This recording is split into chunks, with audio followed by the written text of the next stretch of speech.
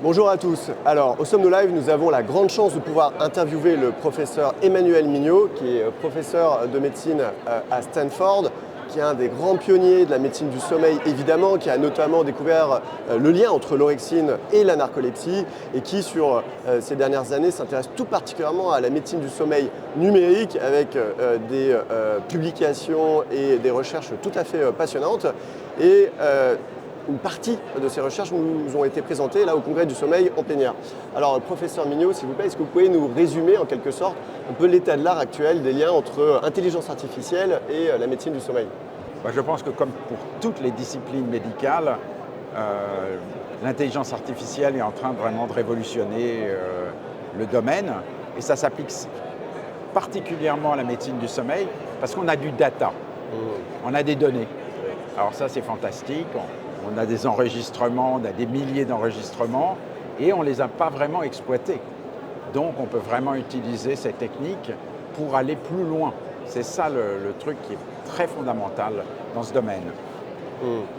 Et alors, une de vos caractéristiques, c'est qu'à chaque étude, à chaque slide, effectivement, vous ne pouvez pas vous empêcher de faire des liens sur le next step, sur les perspectives que les travaux actuels donnent. Et alors, quelles sont les grandes perspectives que vous voyez à l'utilisation de ces nouvelles techniques mathématiques dans le champ du sommeil? Je crois qu'il y a deux grandes avenues.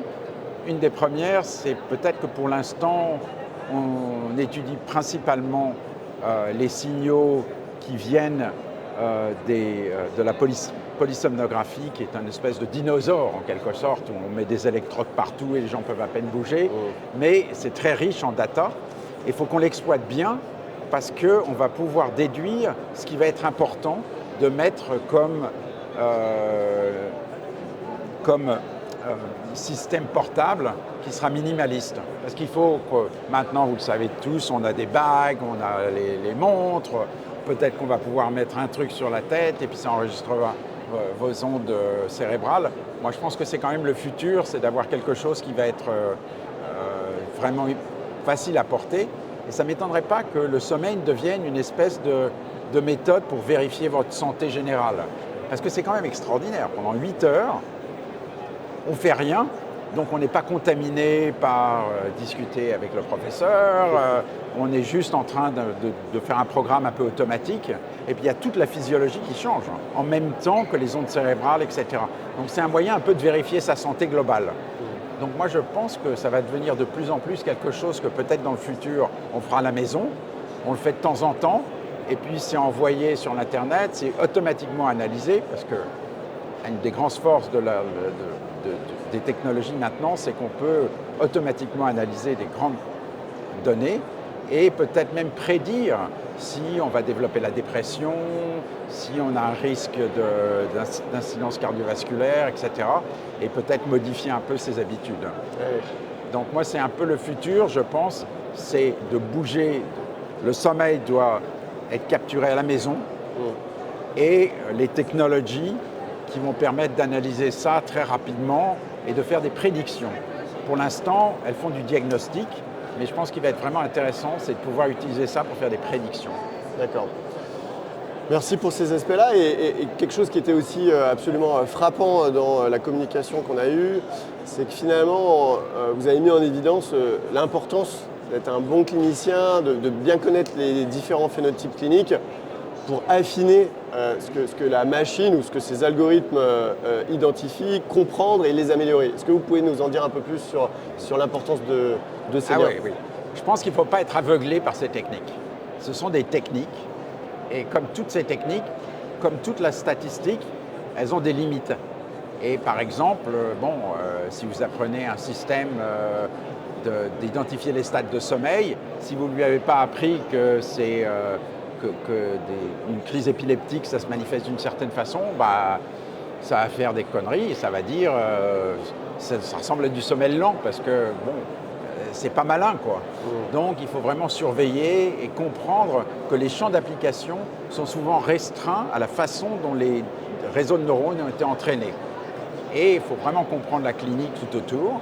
Je pense qu'il est important aussi, c'est que ça ne doit pas être analysé en isolation. Je pense que de plus en plus, on se rend compte que c'est très utile d'avoir plusieurs modalités d'enregistrement ensemble et ça évite les faux positifs. Par exemple, si vous faites une étude de sommeil mais que les gens ne dorment pas, ça peut produire... peut-être que le système il ne va pas savoir quoi dire, quoi.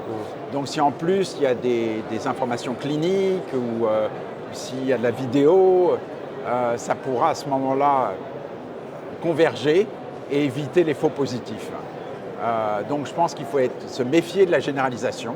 Il faut vraiment être sûr que ça a été entraîné d'une façon qui est applicable au problème.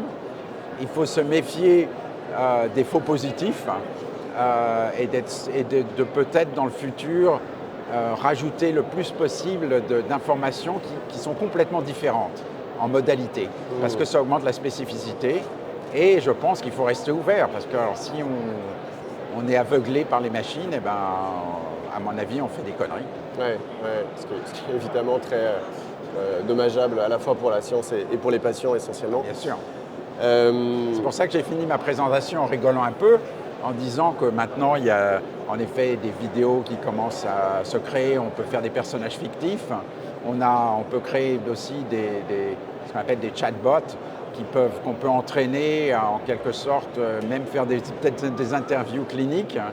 On peut remplacer peut-être le médecin à un certain moment, mais il faut quand même se méfier parce que ça ne va jamais être parfait.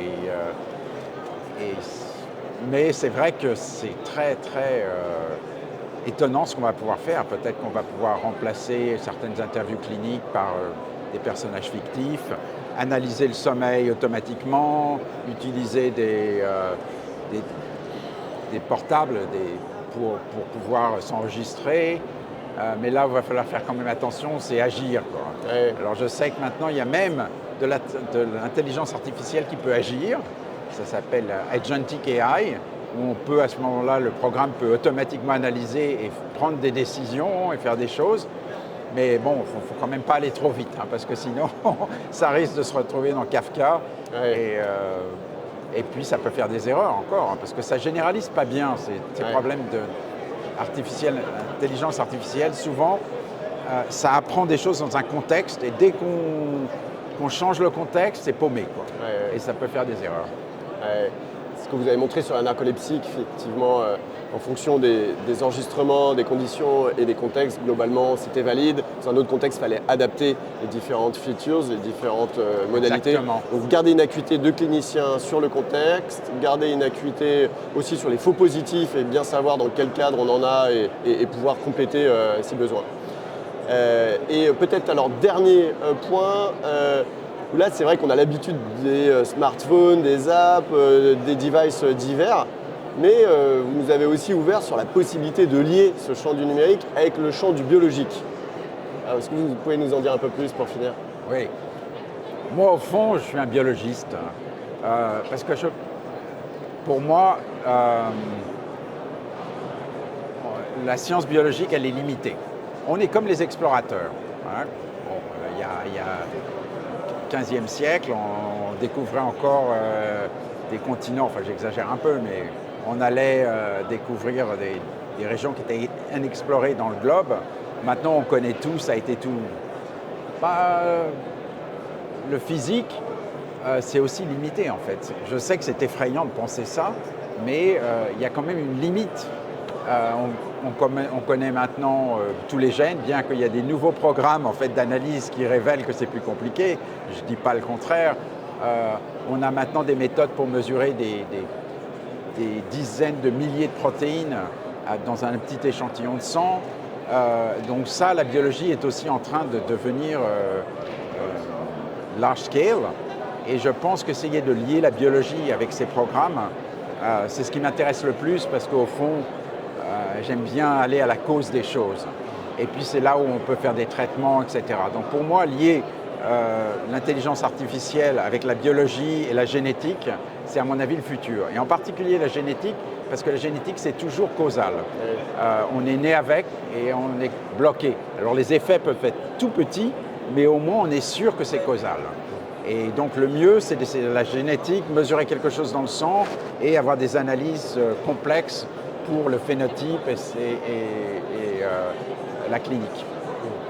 Merci beaucoup pour toutes ces perspectives et Et j'espère à bientôt. Moi aussi, j'espère revenir en France très bientôt.